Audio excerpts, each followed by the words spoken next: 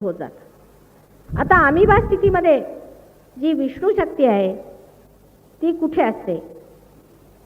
विष्णू शक्ती त्याच्या पोटात असते, किंवा असं म्हणता येईल की त्याच्या भुकेत असते.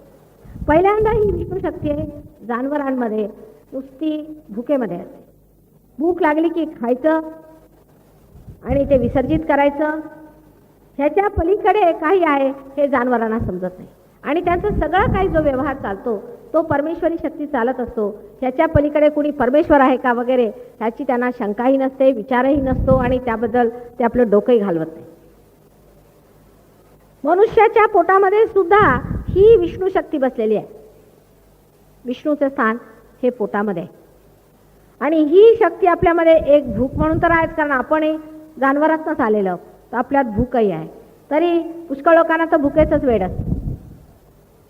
पुढे ही शक्ती वाढवत वाढवत आज जो मानव, म्हणजे जो मानव अशा स्थितीला पोचला की सहयोगाला प्राप्त होईल किंवा अतिमानव होऊ शकतो, त्याच्यामध्ये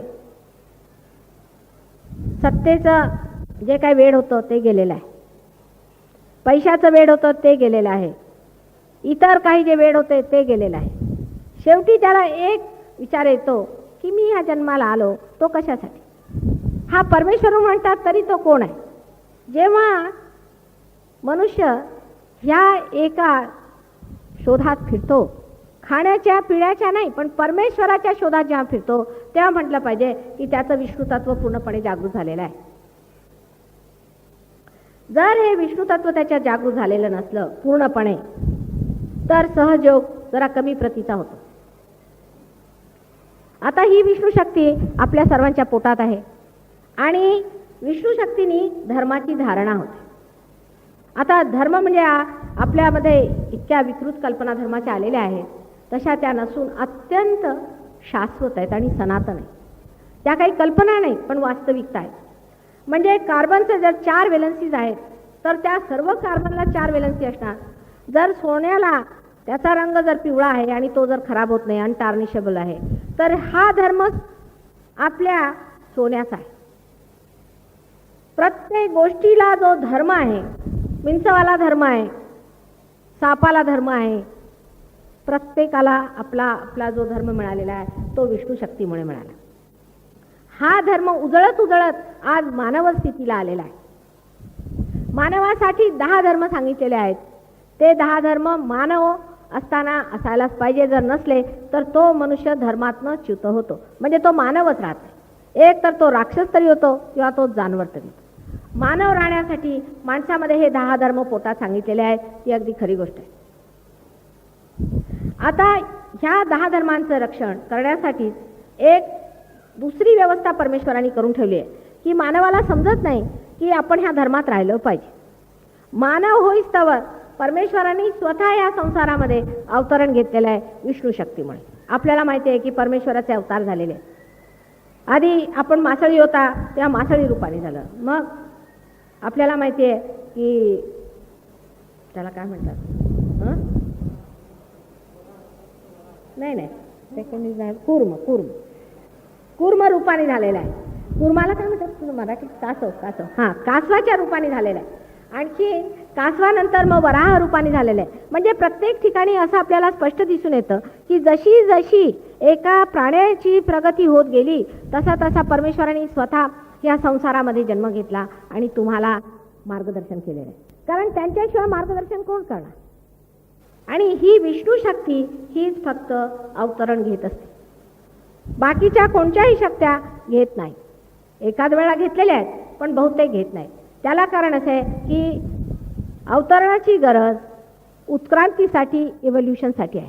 आणि इव्होल्युशन करण्यासाठी जर आहे तर इव्होल्युशनचं कार्य हे विष्णू शक्तीने होतं, आणि म्हणून फक्त विष्णू शक्तीच नेहमी अवतार घेते. त्यातल्या त्यात आता जिला आपण महाकालीची शक्ती म्हणतो किंवा जिला आपण म्हणून शिवशक्ती आहे, ती सुद्धा अवतार घेते. जेव्हा जेव्हा भक्तांवरती काही संकट येतं तेव्हा आपल्याला माहिती आहे की देवीने अनेकदा ह्या संसारावर येऊन आपल्या छत्रछायेने त्या भक्तांना रक्षण दिलेलं आहे. तेव्हा ती सुद्धा अवतरण घेते. पैकी तुम्ही जर ख्रिश्चन धर्म बघितला तर त्याच्यात नाना तऱ्हेने कुंडलिनीचं वर्णन केलेलं आहे. त्यांनी असं म्हटलेलं आहे की I will appear before you like tongues of flames.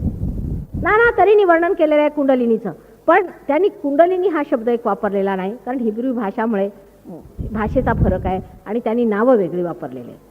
नंतर मुसलमान धर्मामध्ये कुंडलिनीबद्दल म्हटलं आहे की नाही असं जर विचारलं तर मी म्हणे सगळं कुंडलिनी तत्व आहे. नमाज म्हणजे दुसरं तिसरं काही नाही, कुंडलिनी वर कशी करायची हा एक त्याच्यामध्ये दाखवलेला आहे. पूर्वी जेव्हा मोहम्मद साहेब होते तेव्हा त्यांना नमाज करायला त्यांनी सांगितलं की असे नमाज करा, तर लोक हसत असत की हे कशाला करायचं, हे कशाला करायचं.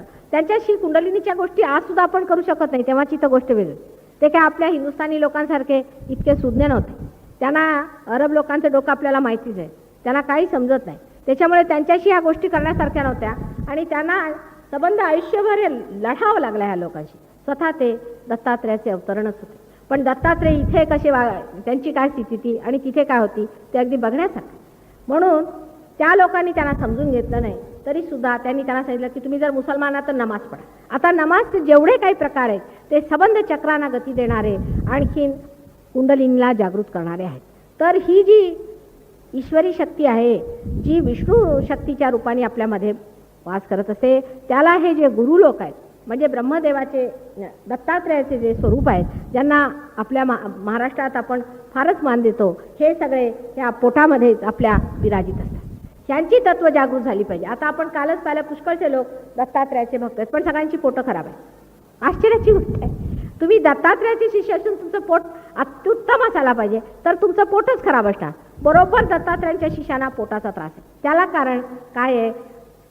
त्याला कारण हे आहे की अनधिकार चेष्टा आहे. दत्तात्रेयाला तुम्ही आळवायला बसले. दत्तात्रेय काय तुमच्या घरातले नौकर नाही. केवढं मोठी गोष्ट आहे. दत्तात्रेय म्हणजे काय ते आम्हाला माहिती आहे, म्हणून आम्ही त्याचं वर्णन सुद्धा करू शकत नाही. तेवढं एवढ्या मोठ्या तत्वाला तुम्ही आवाहन करता, त्याच्यासाठी तुमची तयारी आहे का? परत तुम्हाला त्याचा अधिकार आहे का? ही अनधिकार चेष्टा केल्यामुळे गुरु सुद्धा ह्याच्यात भामटे बसवलेले आहेत. पुष्कळचे गुरु नुसते भामटे, त्यांना मुळीच अधिकार नाही की दत्तात्रेयांचं नाव सुद्धा घ्यायचं. परत ते दुर्गतीला जातात. असे गुरु सर्व दुर्गतीला जातात, पण तुम्हालाही मात्र दुर्गती त्यांनी येते. आणि अशा रीतीने तुम्ही जे दत्तात्रेयाचं स्वतःमध्ये जागृत करण्याचं ठरवलेलं आहे, त्याच्यामध्ये अत्यंत दोष आहे आणि ह्या दोषांमुळे पोटामध्ये त्रास वगैरे होतात. आता सहयोगानंतर तुमच्या लक्षात येईल की काय दोष आहे, त्याचं अद्वैत कसं साधायचं आणि कशा रीतीने आपल्यातला दत्तात्रेय जागृत करून घ्यायचा. एकदा दत्तात्रेय आपल्यामध्ये जागृत झाला की धर्म आपोआप बसतो. अधर्म करणं मोठं कठीण जातं. आता मुख्य म्हणजे ह्या गुरु लोकांनी काय सांगितलेलं आहे ते आपण लक्षात घेतलं पाहिजे. पहिली तर गोष्ट मुख्य म्हणजे असं आहे की मानवाला कोणतीही नशेची गोष्ट घेतली नाही पाहिजे. आता कोणी मला म्हणायला लागले की साईनाथ चिलीम पीत होते. अहो, ते तुमच्या नशा घालवण्यासाठी म्हणून पीत होते. त्यांची गोष्ट वेगळी आहे, ते अवतरण आहे, त्यांची गोष्ट वेगळी आहे. पण तुम्ही नशा करायचा नाही. कोणती नशेची गोष्ट, मग ती तंबाखू असे नका किंवा ती दारू असे नका, त्याच्या विरोधात सगळे लोक. आता दारू का प्यायची नाही, त्यांनी कोणता आपल्याला धर्माला त्रास होतो किंवा गुरुतत्वाला होतो वगैरे ह्या गोष्टीवर मी सायंटिफिकली आता गुरुतत्वावर बोलेन तेव्हा सांगणार आहे. पण एवढ्यासाठी सांगते की विष्णू तत्वाला पोषक हे गुरु आहे. परत धर्मांधता, कट्टरपणा, ह्या सर्व गोष्टी आपल्या नाभीचक्राला नुकसान करतात. आता आपल्यामध्ये जर कट्टर लोक असले तर हमखास त्यांना पोटाचा त्रास. कट्टरतेने त्यांना भयंकर पोटाचा त्रास होणार आहे, कारण कट्टरता जी आहे ती विष्णू तत्वाला फार हानिकारक आहे. इतकंच नाही, पण गुरुतत्व सुद्धा त्याच्यामध्ये नुकसानाला पावतं. म्हणून ज्या माणसाला कट्टरता आहे की आम्ही म्हणजे मोठे लागून आलो, हिंदू किंवा ब्राह्मण किंवा अमुक किंवा ख्रिश्चन किंवा मुसलमान, असे लोक सहयोगाला पाहू शकत नाही. तुम्हाला काय माहिती, तुम्ही आज इथे जन्माला, उद्या मुसलमान धर्मात जन्माला असता तर, किंवा परवा चायनामध्ये जन्माला असता तर असे डोळे करून फिरला असता. कशावरून तुम्ही ठरवलं की तुम्ही हेच आहात म्हणून? अरे निदान हिंदुस्थानात तरी तुम्ही असं म्हणू शकत नाही, भारतीय असून म्हणू शकत नाही, हिंदू असून म्हणू शकत. कारण सांगितलेलं आहे की तुमचे पुनर्जन्म आहेत. जर तुमचे पुनर्जन्म आहेत तर मग तुम्ही पूर्वजन्मी कोण होता काय माहिती. कदाचित पूर्वजन्मी तुम्ही अंग्रेज असाल आणि जे इथे मोठे साधू संत होते ते आता इंग्लिश म्हणून पैदा झाले असतील आणि आता तिथले ते सगळे तुम्ही इथे आला असाल. आजकालचे आपले राजकीय पुढारी पाहिले की मला अशी कधी शंका वाटायला लागते की ते इथे आलेत की काय जन्माला. आणि त्यामुळे आपल्या लक्षात घेतलं पाहिजे की आपण कोणत्याही धर्माबद्दल जेव्हा बोलतो तेव्हा बाह्य धर्मापेक्षा आतल्या धर्माकडे लक्ष दिलं पाहिजे. आणि त्याचे अनेक उदाहरणं आपल्यामध्ये आहेत दाखवण्यासाठी. विशेषतः आपल्या अवतरणाने दाखवले. म्हणजे रामाचंच उदाहरण घ्या की एक भिल्ली, तिचे दात तुटलेले, म्हातारी, आंघोळ सुद्धा केलेली नसेल कधी, तिने दात घासायला नसते कधी वापरले, अगदी म्हातारी जक्क बाई, तिने बोरं तोडली आणि ती तोंडात घालून मुष्टी केली. तुम्ही एक तरी खाल का उष्ट बोर? कधी खाऊ शकाल का? विशेषतः आपल्या महाराष्ट्रीयन लोकांना तर फारच उष्ट्या सुष्ट्याच आहे. कोणी खाऊ शकतील का? एक तरी बोर खाऊ शकतील का? पण इतकं प्रेमाने त्यांनी ते खाल्ले. इतकंच नाही, पण सीतेला म्हणाल मी तुला एकही देणार नाही बरं का, सगळे मीच खाणार आहे. तर सीतेने म्हटलं असं काय, सगळं आपणच खाणार? मी अशीच म्हणे कधी बोरं खाल्लीच नाही, मला अशी कधीच चव आलीच नाही, तर मी हे का तुला देऊ? तर मग ती म्हणते भिल्लीन, नाही नाही माझजवळ आहे ना तुमच्यासाठी, पण मी दाताने कुरडून ठेवलेली आहे. मग त्यांना दिली. आता लक्ष्मणाला राग येत होता की हा काय प्रकार आहे, त्याला नाही समजलं हा काय प्रकार, ती कुठं आली बाई मधूनच येऊन आणखी त्यांना देते आहे. तर सीतेने सांगितलं की खरं आहे बरं, मी अशी कधी जन्मात बोरं खाल्ली नाहीत, थोडी असली तर मला द्या, माझ्या दिराला सुद्धा थोडेसे दिले पाहिजेत की नाही. मग अगदी धावून त्यांनी घेतली लक्ष्मणाने सुद्धा. असं सुंदर वर्णन केलेलं आहे. विदुराच्या घरी जाऊन जेवले श्रीकृष्ण. स्वतः ते गवळी जातीच्यांनी जन्म घेतलेला. मग आम्ही कोणीतरी मोठे शिष्ट आहोत असं मानायचं म्हणजे तुम्हाला हिंदू धर्म अगदी समजला नाही मुळात ना, हे दिसून येतं. सर्व माणसामध्ये एकच आत्मा आहे आणि सर्व माणसं एकच आत्म्याच्या भोवती फिरत आहेत. एकच परमेश्वर सगळ्यांच्या मध्ये नांदतो. हे अनेकदा जरी सांगितलं असलं तरी आपण जातीपाती करून ठेवलेले आहे. जातीपाती ह्या मनुष्याच्या स्वभावामुळे असतात आणि प्रत्येकाचा स्वभाव वेगळा असतो. तेव्हा हे फार आतली गोष्ट आहे, स्वभाव. त्या स्वला अजून जाणलं नाही, तुम्ही जाती कशा पडाल? जन्मापासून जाती तुम्ही कशा करता?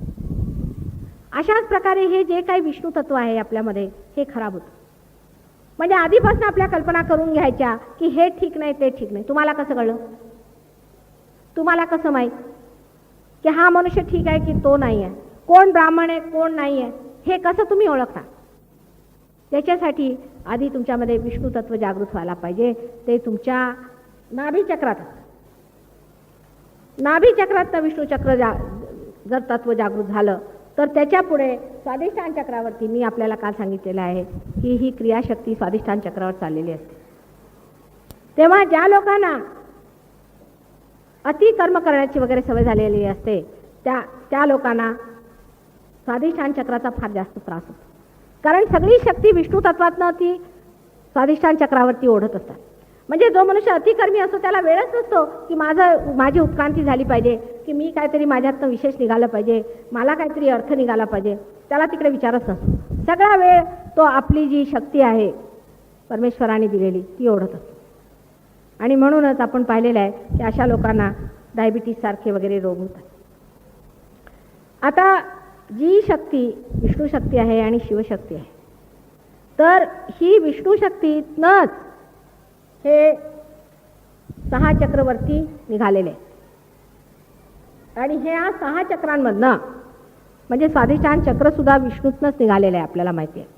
जेव्हा ही कुंडलिनी हे सर्व छेदून वर जाते तेव्हा ती संपूर्ण शुद्ध विद्या म्हटली पाहिजे किंवा जे शुद्ध तत्व आहे इच्छेचं परमेश्वराच्या ते त्याच्यातनं छेदून जाताना त्या सर्व देवतांना जागृत करत जाते. म्हणजे आपल्यामध्ये बसलेले जे काही सुप्त देव आहेत जे अजून प्रज्वलित झाले नाहीत ते जागृत होतात.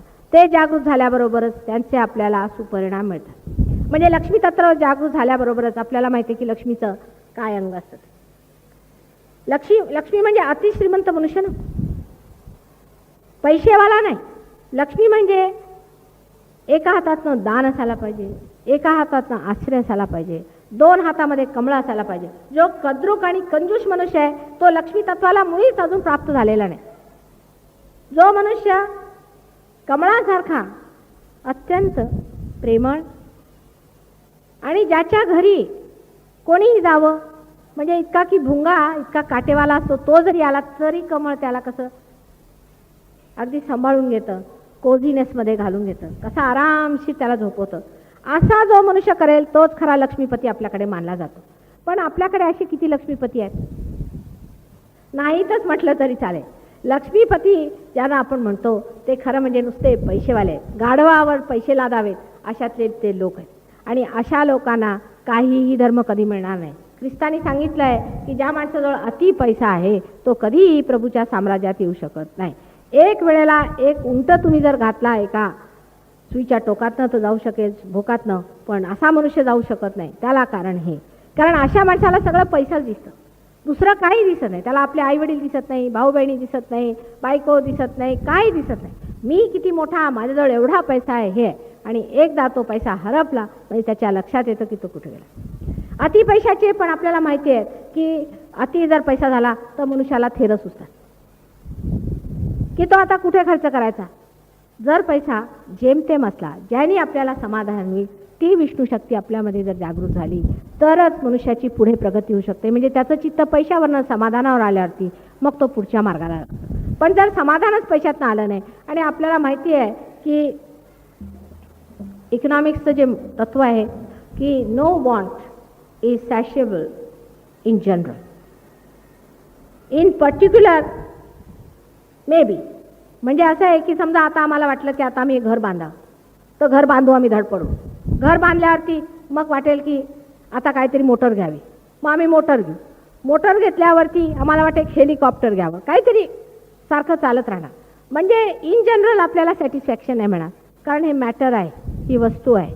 त्या वस्तूपासनं मानवाला कधीही समाधान होणार नाही. ही जड वस्तू, जडतेने आपल्याला फक्त जडता येते, जडतेने समाधान येऊ शकत नाही. आता ज्या लोकांना समजा एक खुर्चीवर बसण्याची सवय झाली, ते जमिनीवर बसू शकत नाही, तर खुर्ची चिकटली त्याला, मग ते जमिनीवर बसू शकत नाही. म्हणजे सर्व जडता जी असते ती माणसाला सवय घालते. कोणत्याही गोष्टीची सवय जी जडतेची लागते तर त्या सवयीमध्ये मनुष्य हळूहळू विरघळून त्याचं जे काही सत्व आहे ते नष्ट होतं. तर कोणत्याही मटिरियल वस्तूंनी माणसाला समाधान येऊ शकत नाही, फक्त परमेश्वरी तत्वानेच येऊ शकतं. जोपर्यंत तुमचा आत्मा तुमच्यातनं प्लावित होत नाही, जोपर्यंत तुमचा आत्मा तुमच्यातनं प्रस्फुटित होत नाही, स्पंदित होत नाही, तोपर्यंत तुम्हाला समाधान कधीही मिळणार नाही. तुम्ही वाटेल तितके पैसे कमवून बघा, वाटेल त्या सत्तेवर तुम्ही जाऊन बघा, वाटेल ते तुमचं होऊ देत, पण तरी तुमचा चेहरा नेहमी सुटकीच राहील. पण असा एखादा बादशाह मनुष्य की जो काही नसताना मजेत असतो, कुठे झोपवलं तरी मजेत असतो, अशा माणसाला पाहिल्यावर आपल्याला लक्षात येईल की ही जी शक्ती आहे ती आपल्यामध्ये तृप्त झाली. आता काहीतरी पुढचं पाहायला पाहिजे, आता काहीतरी दुसरं असायला पाहिजे. हे जे झालं हे समाधान झालं बा, फार झालं, आता अगदी कटकट झाली, आता आणखी नको, हे प्रपंच फार झाले, आता ह्याच्या पुढची पायरी काय. तर तेव्हा मनुष्य धार्मिकतेला जागृत होतो. मग त्याच्यातही मनुष्याचं डोकं बाहेरच जातं. म्हणजे एक ब्राह्मण बोलवायचा, बा तुला 2 पैसे देतो, तू पूजा कर, प्रॉक्सी लावायची, किंवा फार तर एखाद्या देवळाला 400-500 रुपयाची देणगी दिली, वा हा आम्ही त्यांची देणगी दिली नाही, ते एक देऊळ बांधून टाकलं, फार तर. ह्या देवळाचं काय होणार आहे. तुमच्या देवळाची काय स्थिती आहे, इकडे काही आहे का नाही देवदेव. इथले देव तुम्ही जागृत केलेत की नाही. काहे रे बनखो जन जाई, सदा निवासी सदा आले पाहतो हे संग समाई, पुष्प मध्य जो बास बसत है मुखुरमा ही जस चाई, तैसे ही हरी बसई निरंतर घटही खोजो भाई. तुमच्यामध्येच बसलेला आत्मा आहे, तुमच्यामध्येच बसलेला परमात्मा आहे, मग तुम्ही त्याला का नाही जागृत करू. कारण असं आहे की माणसाला स्वतःला बघायचं म्हणजे मोठा त्रास, तो स्वतःला बघू शकत नाही. आणि त्याच्यासाठी कुंडलिनीची व्यवस्था आहे. ती कुंडलिनी जी आहे एकदम अशी वर येते, एका क्षणात प्रताप आहे. आता एक मिस्टर गुरु आहेत, कोणी भोगानंद, एखादं ढोंगानंद, एक अमके तमके अशी नाव, बहिरानंद, काही काही नावं असतात त्यांची. अहो पायलीचे 50, प्रत्येक गावात निदान 10 तरी असतीलच. आता हे सगळे पायलीचे 50 गुरु, ह्यातला खरा कोण आणि खोटा कोण. जो गुरु खरा असेल तो म्हणजे एक तर समाजात वावरायचाच आहे. फार कठीण आहे हो, माणसांमध्ये राहणं काही सोपं काम आहे. ख्रिस्त फक्त 4 वर्ष सुद्धा टिकले नाही, दिलं त्यांना क्रुसावर टांगून. माणसांना अक्कल कुठे आहे.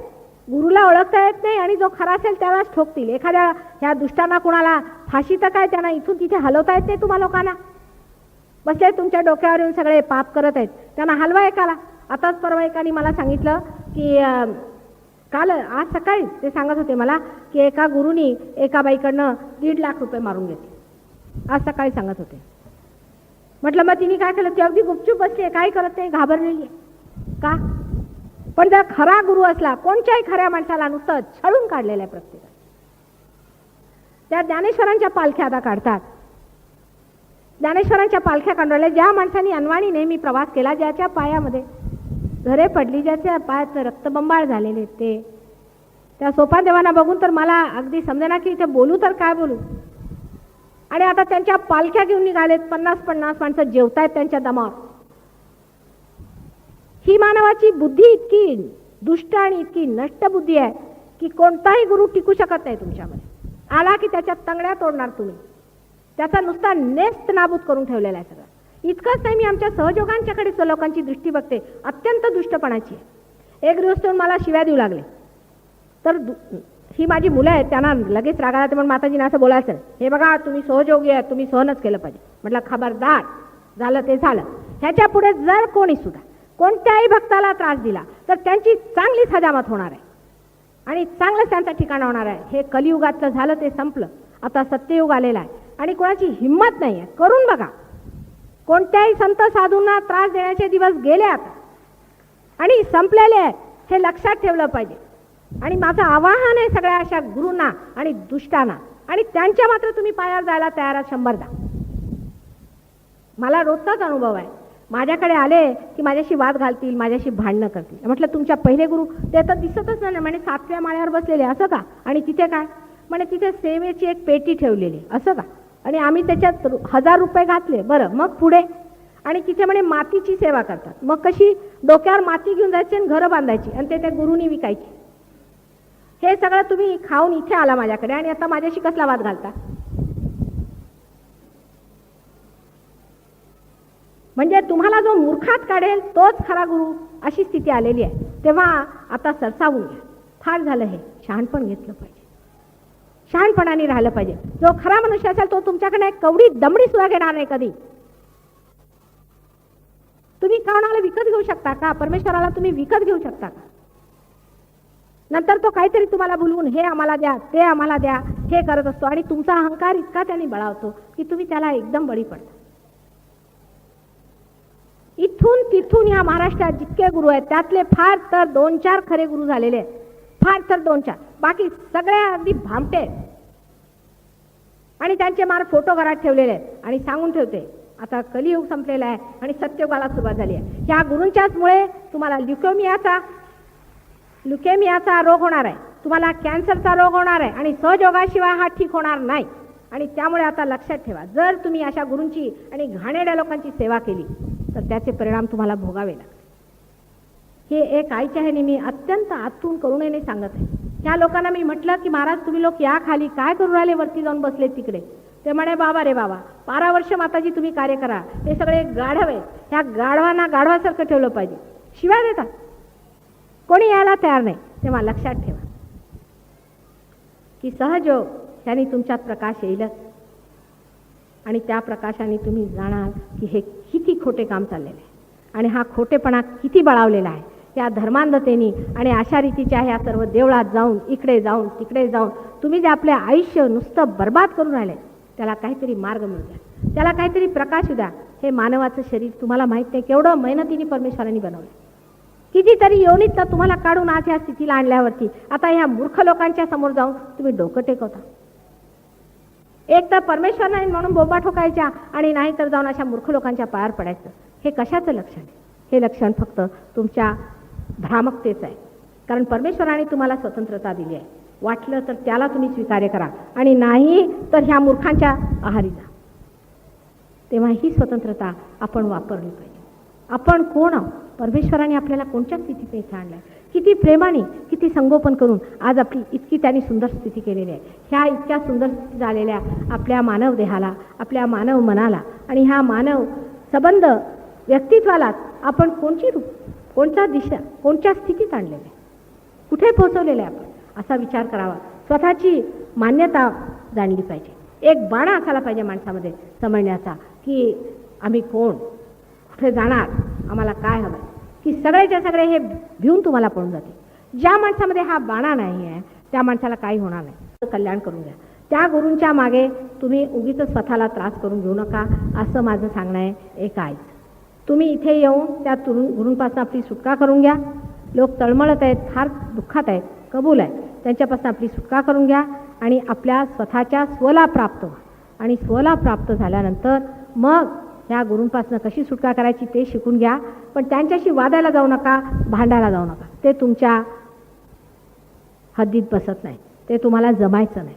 ही गोष्ट अगदी खरी आहे. आणि किती जरी तुम्ही कसेही बलवत्तर असाल पण तरीसुद्धा हे लोक अत्यंत दुष्ट असतात आणि ह्याच्यात इतक्या घाणेरड्या विद्या असतात आणि इतके पतितजन आहेत की तुमच्या पायाची धूळसुद्धा त्यांनी प्यालेली फार मोठं त्यांच्यासाठी ठीक होणार आहे असे लोक असतात. तेव्हा मला वारंवार सांगायचं आहे की अशा लोकांच्या मागे तुम्ही जरी गेला असाल तरी त्यांना सहजतेतच तुम्ही सोडलं पाहिजे.